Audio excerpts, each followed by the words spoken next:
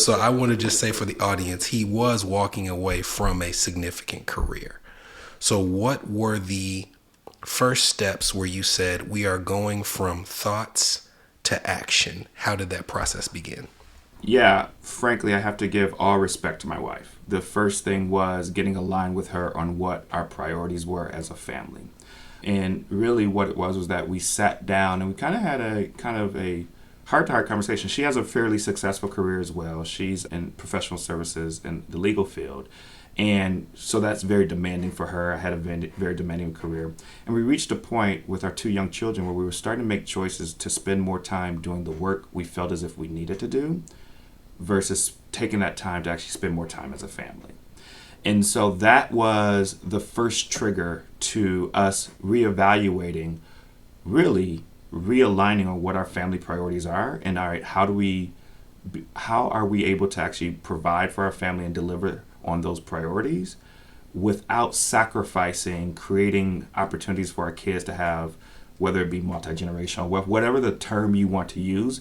I just simply say to have some level of comfort and do the things that we enjoy to do versus having to do.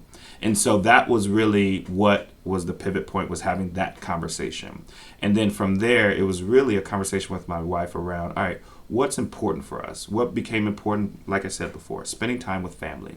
We also very quickly determined that we needed to further diversify our revenue streams. I mean, we had some diversification, we have investments and a variety of other things, and you know us well, and you know, there are certain things that I do and there are other things that I don't do until I'm ready to do it, kind of thing.